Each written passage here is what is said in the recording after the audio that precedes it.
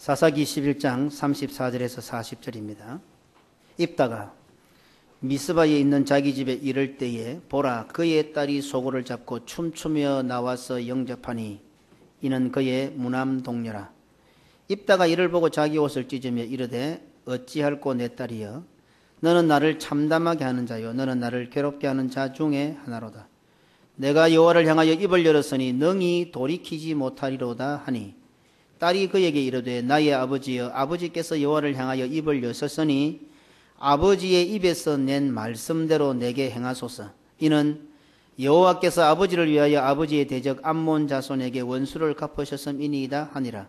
또 그의 아버지에게 이르되 이 일만 내게 허락하사 나를 2달만 버려두소서. 내가 내 여자 친구들과 산에 가서 나의 처녀로 죽음을 인하여 애곡하겠나이다 하니 그가 이르되 가라 하고 2달을 기한하고 그를 보내니 그가 그 여자 친구들과 가서 산 위에서 처녀로 죽음을 인하여 애곡하고 2달 만에 그의 아버지에게로 돌아온지라. 그는 자기가 서원한 대로 딸에게 행하니 딸이 남자를 알지 못하였더라. 이것이 이스라엘의 관습이 되어 이스라엘의 딸들이 해마다 가서 길르앗 사람 입다의 딸을 위하여 나흘씩 애곡하더라. 아멘. 우리는 하나님께서 창세전에 우리를 택하셨음을 믿습니다. 믿습니까? 에베소서 1장 4절에 곧 창세전에 그리스도 안에서 우리를 택하사 우리로 사랑 안에서 그 앞에 거룩하고 흠이 없게 하시려고. 그렇다면 하나님의 창조는 단순히 하나님께서 창조주시라는 것을 밝히는 정도가 아니라 창조 속에는 우리들의 구원이 핵심인 것을 쉽게 알 수 있습니다. 우리는 창세전에 창조 전에 택함을 받았다는 것을 믿습니다. 그러면 창조하시고 창조 이후에 인간이 타락할 것, 이것을 하나님은 미리 다 아셨다는 결론이 됩니다. 그러니 전지전능하신 하나님께서는 사람을 창조하시기 전부터 사람의 타락을 아셨고 타락한 사람을 구원하시기 위한 완벽한 계획을 수립하셨던 것입니다.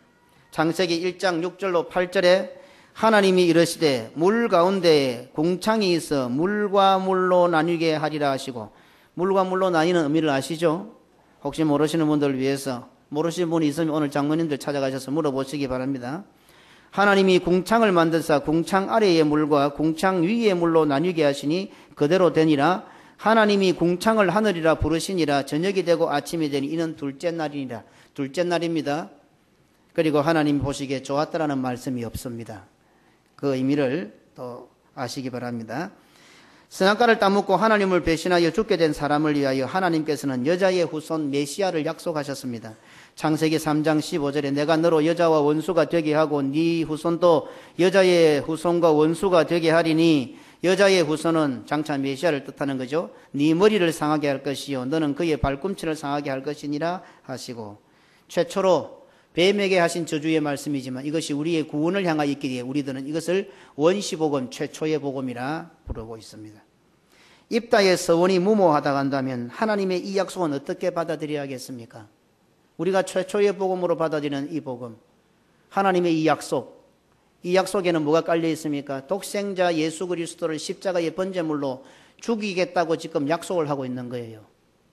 우리는 입다의 사건에서 입다의 서원을 인간적인 관점에서 바라보면서 무모하다고 함부로 서원하면 안 된다고 한다면, 오늘 창세기 3장 15절에서 하나님이 우리를 사랑하셔서 자기 아들을 죽이겠다고 하는 이 약속은 우리가 어떻게 받아들이겠습니까? 도대체 어떻게 받아들여야 합니까? 입다의 서원에 대해서 입을 댈 것 같으면 나를 사랑하시는 하나님의 사랑에 대해서는 입이 닳도록 해도 부족할 것입니다. 어떻습니까? 내 입에는 무엇이 있습니까? 내 입에는 불평이 있습니까? 감사가 있습니까? 그 후로 약속하신 메시아를 주시기까지, 창세기 3장 15절에서 약속하셨던 그 약속을 이루시기까지 하나님은 4,000년의 세월이 필요하셨던 것입니다. 지나가다가 모르는 사람이 어깨를 툭 건드렸다고 하십시다. 한국 사람은 특히 더 그래요. excuse me도 할 줄 몰라요. 동방예의국 사람 아닙니까? 얼마 전까지 동방예의지국, 동방의 나라에 흰옷을 입고 사는 거룩한 어려운 백성들, 이것이 우리나라의 상징 표현이었어요. 그런데 가장 예의 없고 가장 남을 배려하지 않는 민족으로 탈바꿈되는 데는 50년, 100년도 안 걸렸어요. 수천 년을 가지고는 그 많은 침략과 그 많은 어려움을 당하면서도 그 당당하고 위기에 있고 선비정신을 가지고, 예? 그 어려움들은 어디 사라지고, 지금은 남들을 전혀 배려하지 않고 길을 갈 때도요, 막 자기 핸드폰 보고 싶으면 자기만 보고 가면 되는 거예요. 아들이 그러는 조금 덜 한다더만 어른들이 그러니 진짜 보기 싫대요. 예? 우리 어른들 좀 그러지 마세요. 막 귀에 꽂고 다니면서 뭐 하는지 모르겠어 도대체. 예. 지나가던 사람이 어깨를 툭 건드렸으면 화부터 내지 말고 우리가 미안합니다 그렇게 하세요. 좀 그런 매너도 있으면 좋겠습니다. 그럴 때는 죄송합니다 하면 그것으로 끝이 납니다. 하지만 믿었던 사람이 배신을 하면 그것은 평생을 가고 오래오래 갑니다. 그리고는 그것이 다 분이 안 풀리면 자식들에게 유언을 합니다. 원수를 꼭 갚아주라. 그 집안 꼭 조심해라. 하나님께서는 우리를 사랑하시되 자신보다도 사랑하셨습니다. 그런 우리들에게 배신을 당하셨으니 그것을 용서하시는데도 우리를 사랑하셨던 만큼이나 아프셨던 것입니다. 용서는 하셨습니다. 잊혀지지가 않는 겁니다. 너무 아픈 겁니다. 너무 가슴이 아픈 겁니다. 단순하게 오랜 세월 4,000년이 걸렸다는 의미가 아니라 하나님의 완전한 용서를 의미하는 대목입니다. 이런 하나님의 완전한 용서가 사라는 숫자에 1,000년을 곱했습니다. 더한 것도 아니고 곱했습니다. 4,000년입니다. 곱한다는 의미를 아시죠? 레위기 8장 15절에 모세가 잡고 그 피를 가져다가 손가락으로 그 피를 제단의 네 귀퉁이 뿔에, 제단의 네 귀퉁이 삽니다. 네 귀퉁이 뿔에 발라 제단을 깨끗하게 하고 그 피는 제단 밑에 쏟아 제단을 속하여 거룩하게 하고, 신명기 22장 12절에 너희는 너희가 입는 겉옷에 네 귀의 수를 만들지니 옷의 네 귀퉁이에 네 모서리에 수를 달아라. 신명기 11장 11절로 12절에 너희가 건너가서 차지할 땅은 산과 골짜기가 있어서 마치 산과 골짜기가 평풍처럼 쳐져 있어서 하늘에서 내리는 비를 흡수하는 땅이요 내 하나님 여호와께서 돌보주시는 땅이라. 연초부터 연말까지 네 하나님 여호와의 눈이 항상 그 위에 있느니라. 산과 골짜기가 딱 영역을 치고 그 위에 하나님의 눈이 딱, 반지의 제왕 보면은 그걸 흉내낸 영화가 나오죠. 예. 누가복음 14장 34절에 예루살렘아 예루살렘아 선지자들을 죽이고 내게 파송된 자들을 돌로 치는 자여 암탉이 제 새끼를 날개 아래에 모음같이 내가 너희의 자녀를 모으려 한 일이 몇 번이냐. 그러나 너희가 원하지 아니하였도다. 제단의 네 모퉁이, 네 귀퉁이 뿔, 하나님께 주신 이스라엘 백성이 반드시 외출할 때 입어야 하는 겉옷 규례의 옷의 네 귀퉁이, 여호와의 눈이 항상 그 위에 있는 산과 골짜기, 새끼를 모으는 암탉의 날개, 뜻글자인 한자, 한자도 지난 시간에 말씀을 드렸죠. 지금 많은 학자들이 그렇게 해요. 한자는 한족이 만든 것이 아니고 동이족, 선비족, 우리 조상들이 만들었을 가능성이 많다. 지금 그런 연구 결과 계속 나오죠.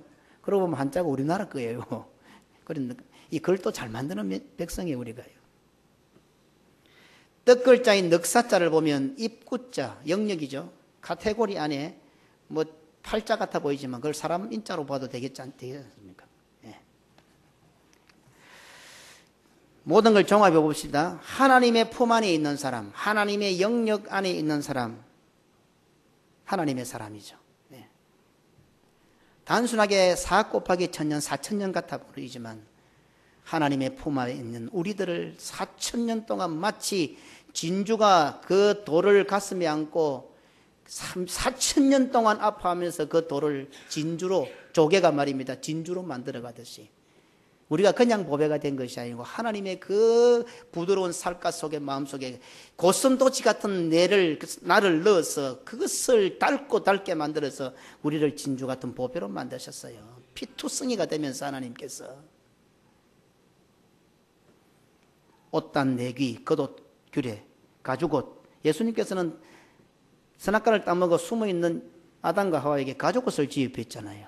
그것은 장차 예수 그리스도의 어린 양 대신 예수 그리스도의 껍데기를 벗겨서 우리에게 입히실 완전한 가죽옷, 그리스도의 보혈의 옷을 상징하는 것 아닙니까? 이런 규례를 주시고 이스라엘 백성임을 나타내는 내 겉옷, 내 귀에 수를 달고 거기다 한 가지 더 발전합니다. 하늘을 의미하는 청색끈을 첨가하라고 명령하십니다. 민수기 15장 38절. 이스라엘 자손에게 명령하여 대대로 그들의 옷단귀에 네기의 수를 달아라 했죠. 그 수를 만들고 청색끈, 하늘을 상징하는 너희들은 하늘 이 땅에 발을 붙이고 살지만 애굽 땅에 있지만 하늘 백성이다. 땅에 발을 붙이고 살지만 하늘 백성이다. 청색끈을 그 귀의 술에 더하라 이렇게 말씀하셨습니다. 하나님은 아담과 하와에게 메시아를 약속하고 그 메시아를 주시기까지 4,000년, 사해 1,000년을 곱하는 세월이 필요했습니다. 사랑하시되 끝까지 사랑하시는 하나님께서는 자신보다 더 사랑했던 사람의 배신을 4,000년 동안이나 아파하시며 완전히 용서하셨던 것입니다. 완전히 용서한 그 증거가 바로 여자의 후손 메시아, 오늘 우리가 믿고 있는 예수 그리스도를 보내주신 것입니다. 그래서 성경에서 말씀하고 있는 사의 의미는 완전한 하나님의 영역을 나타냅니다. 넷째 날에 해와 달과 별을 창조하셨습니다. 하나님이 그냥 아무 생각 없이 하다 보니 그날에 이거 창조했고, 둘째 날에 이거 창조했고, 셋째 날에 하나님 그리 하셨겠습니까? 창조도 되기 전에 우리를 택하신 하나님이시고 전지전능하신 하나님입니다. 우리가 상상할 수 없는 지혜를 가지고 계시고 완벽하신 하나님이십니다. 그러면 그런 하나님이 넷째 날에 해와 달과 별을 창조하셨어요. 우주 전체는 하나님의 영역이에요. 우리는 그 하나님의 나라에 떠있는 해와 달과 별들이에요. 또한 해와 달과 별이 있는 하늘은 하나님께서 계시는 하늘나라를 연상하기에 충분합니다. 그러니 사라 넷째 날에 그걸 창조하셨어요. 사의 의미가 또 나타나지요. 유다의 12아들은 이스라엘을 구성하는 12지파입니다. 야곱의 12아들. 야곱의 12아들이 모여야 이스라엘이라는 한 나라가 됩니다. 그 중에 넷째 아들이 누굽니까? 유다지 않습니까? 메시아께서 오시는 지파 유다 지파입니다. 그러니 유다 지파는 이스라엘을 대표합니다. 이스라엘 나라를 대표합니다. 그래서 이스라엘 안에도 유대인 하면 그냥 그게 이스라엘이에요. 완전한 하나님의 나라를 대표하는 거죠. 이러한 구약을 끝내고 신약을 탁 열자마자 사복음서가 딱 등장합니다. 왜 또 오복음서가 아니고 사복음서일까요? 그냥 짓다 보니까, 그냥 성경을 구성하다 보니까 사복음서가 된 겁니까?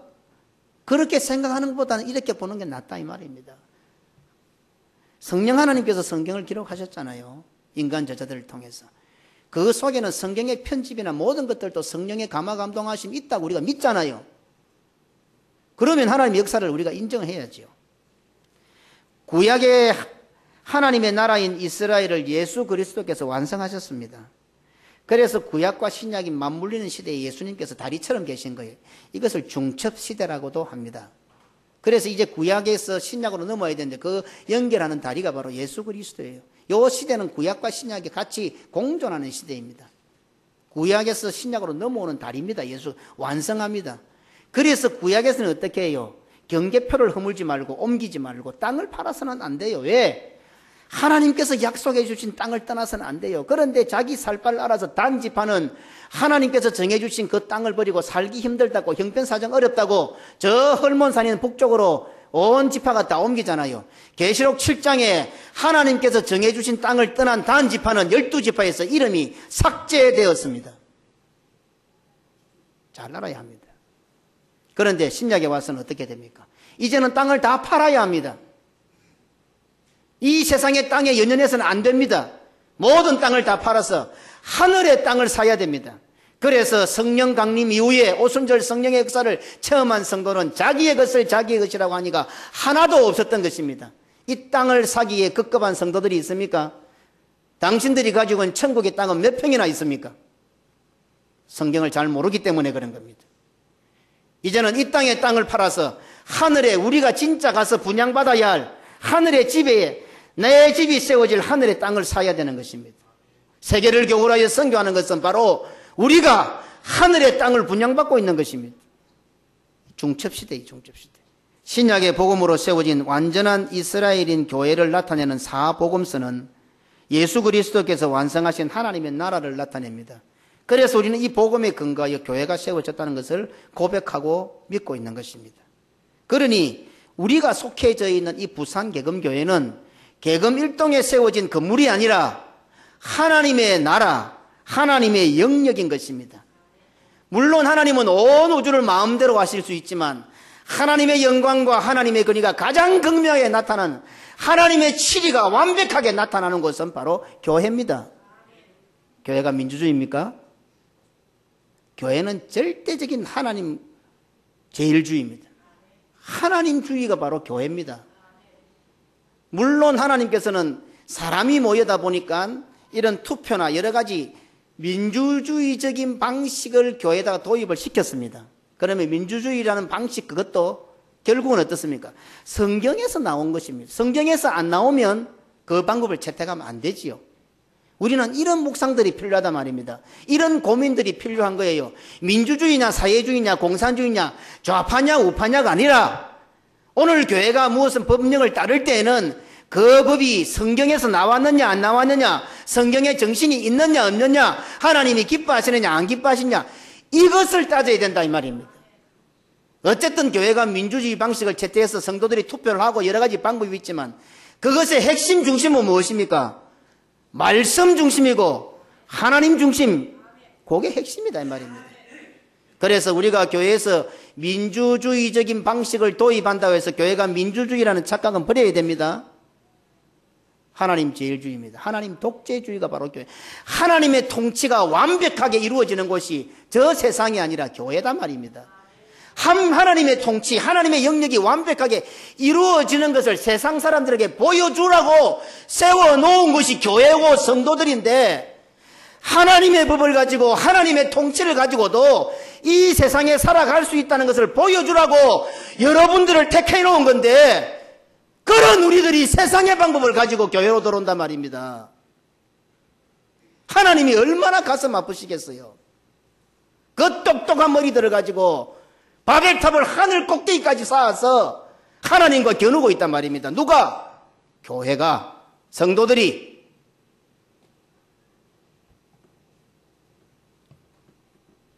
이런 영역의 의미에서 볼 때 십계명은 우리에게 주어진 십계명, 지금 우리가 십계명을 계속 우리가 교독하지 않습니까? 십계명을 잘 지키면요, 구원의 복, 그거는 기본이니까 말씀을 이제 안 드려도 되지 않습니까? 세상에서도 복 받습니다. 예, 비결 중에 하나입니다. 예, 십계명은.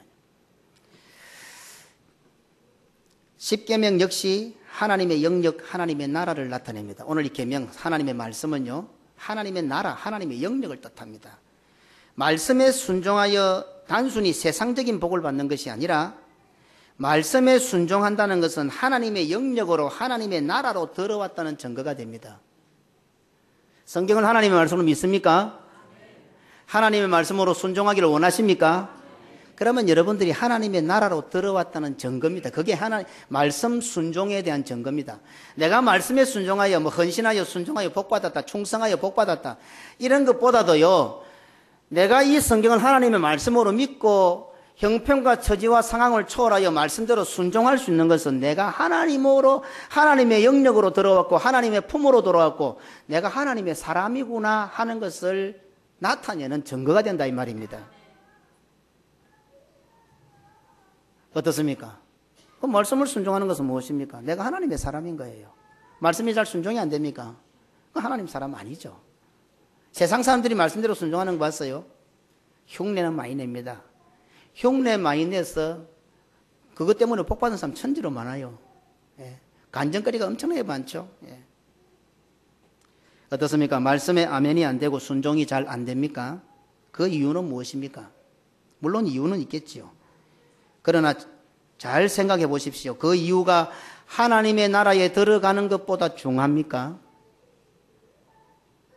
말씀에 아멘이 안 되고 순종이 안 되는 그 이유가 내가 하나님의 사람이 되는 것보다 소중한 것입니까?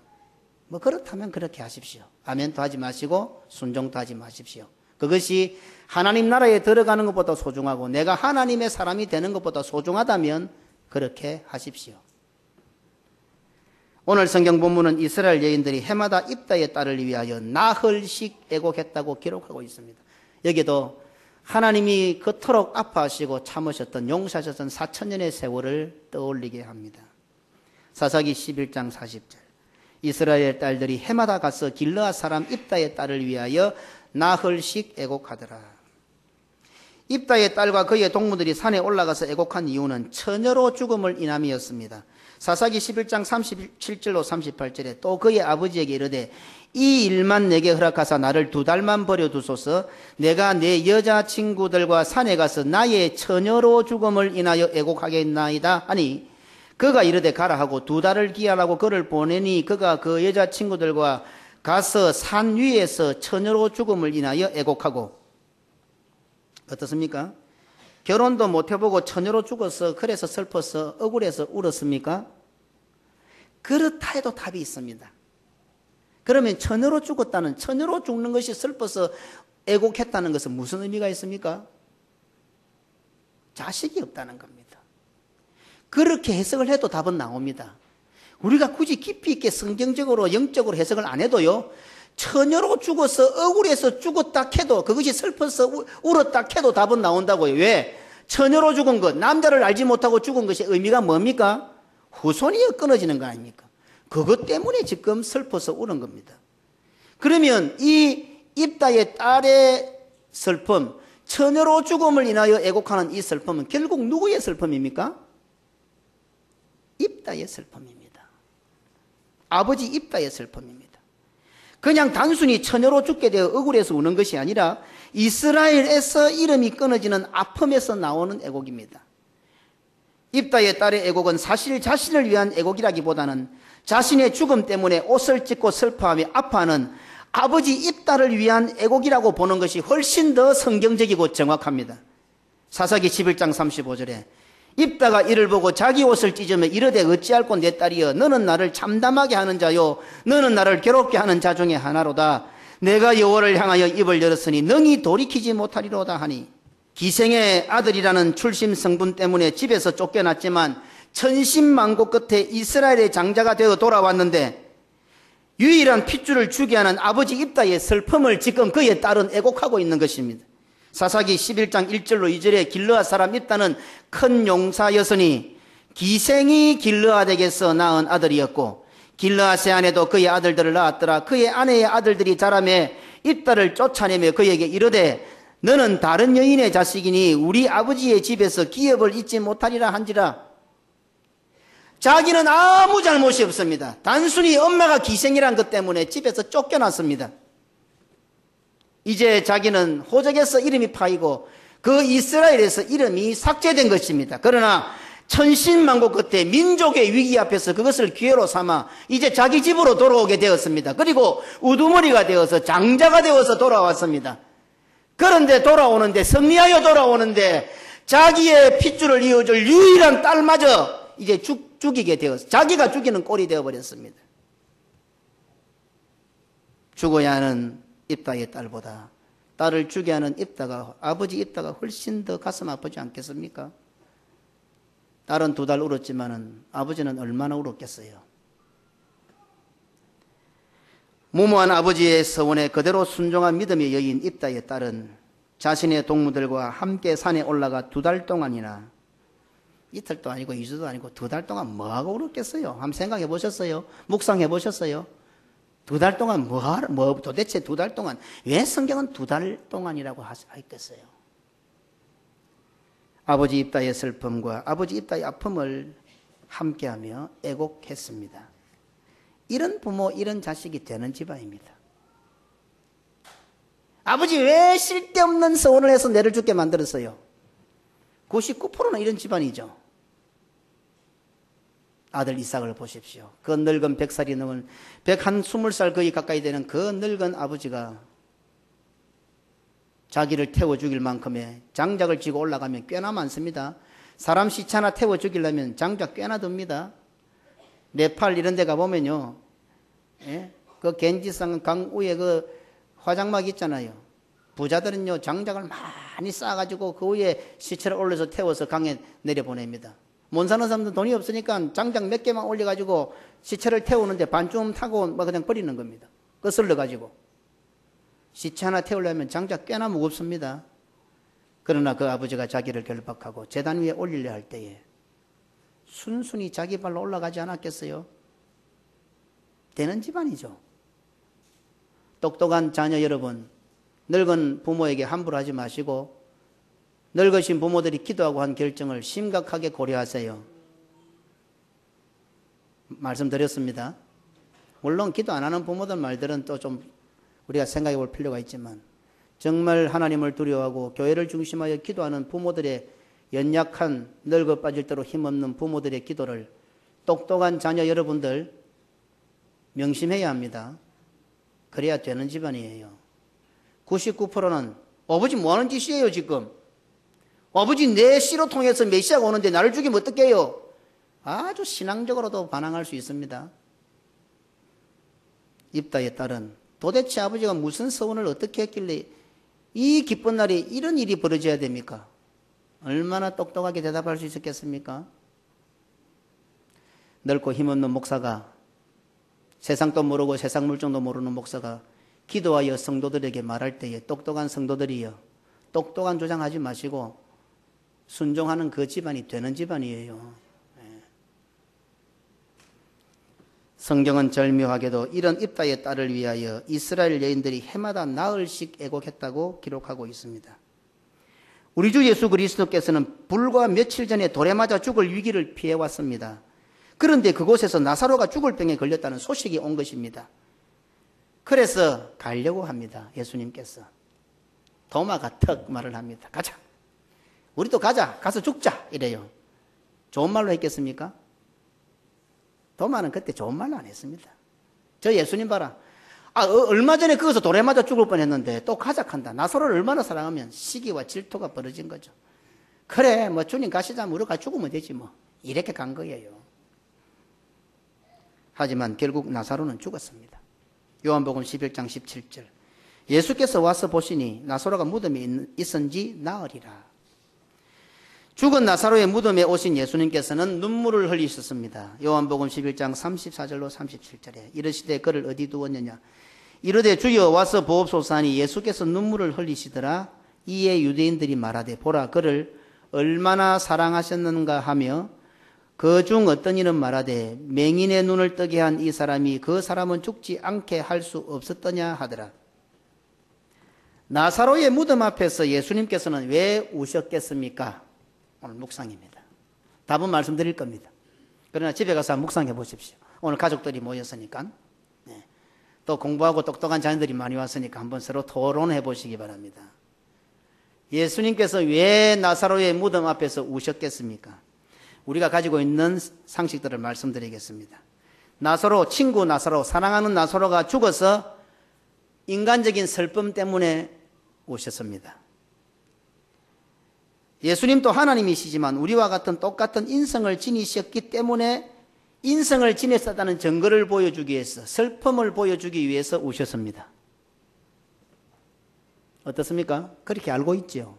그렇다면 2000년 전에 그 자리에서 예수님을 향하여 말했던 사람, 그를 얼마나 사랑하였는지 우는 걸 봐라. 맹인의 눈을 뜨게 해주는 저 사람이 왜 나사로는 못 살렸을까? 못 죽지 않게 못하셨을까? 이렇게 말했던 유대인들과 오늘 우리들이 생각하고 있는 거 다를 게 뭐 있습니까?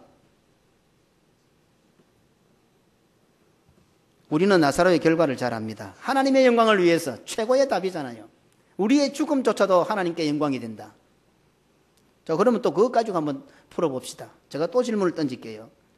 죽은 자가 살아나는 것, 그것도 죽은 지 나흘이 되어서 냄새가 나는 시체를 살려낸다면 그것보다 더 큰 기적과 더 큰 영광이 어디 있겠습니까? 우리는 다 모릅니다. 우리는 알지 이제. 그 장면의 모든 사람은 다 모른다 해도 예수님 자신은 압니다. 그렇잖아요.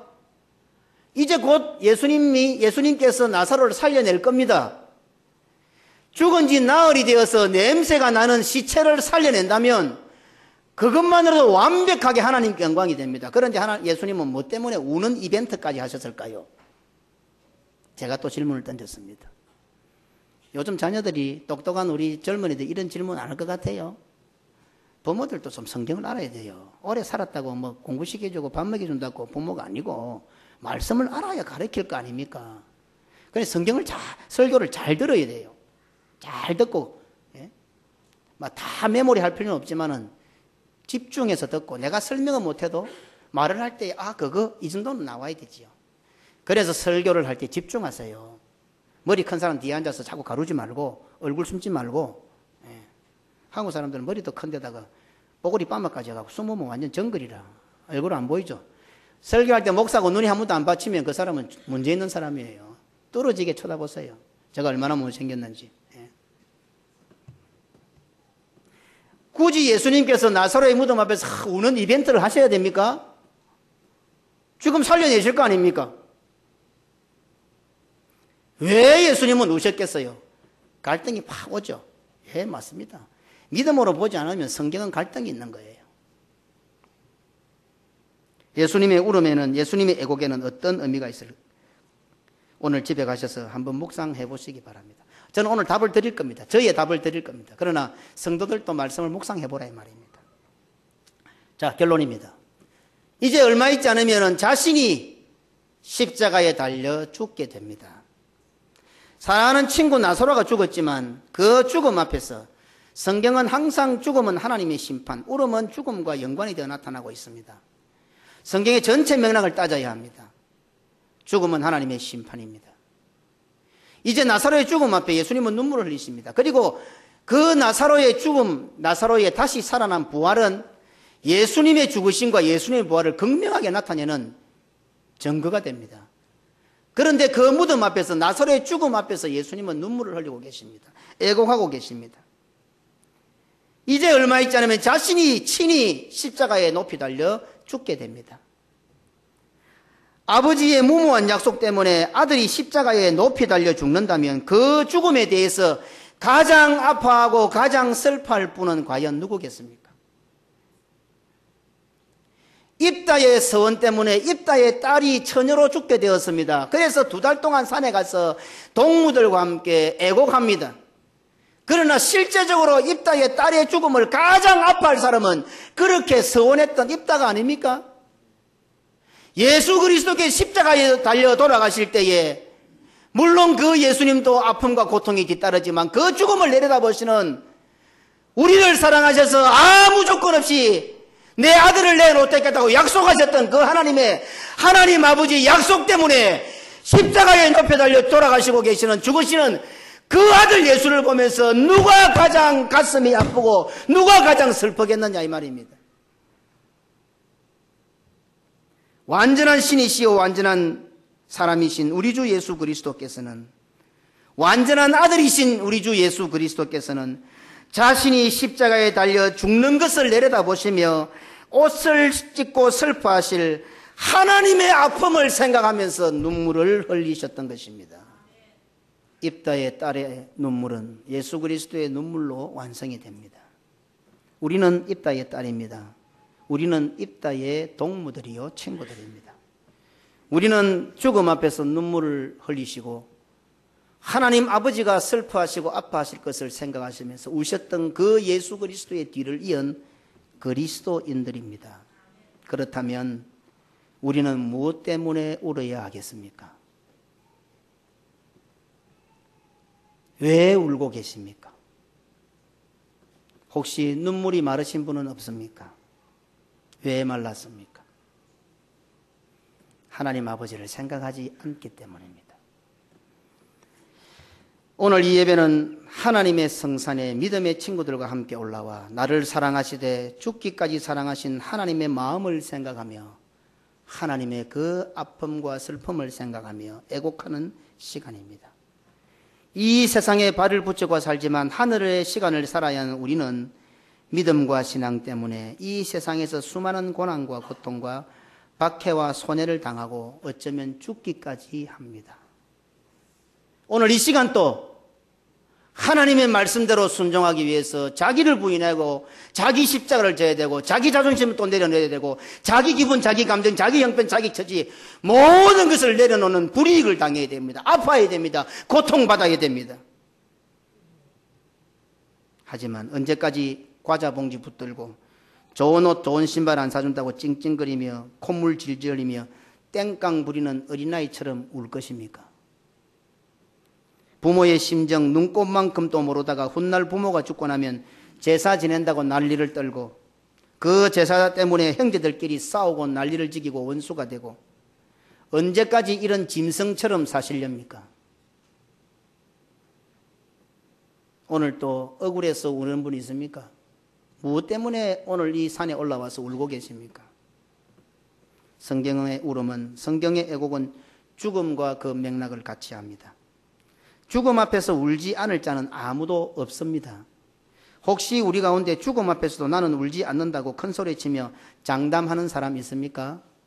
양심에 화인 맞은 자입니다.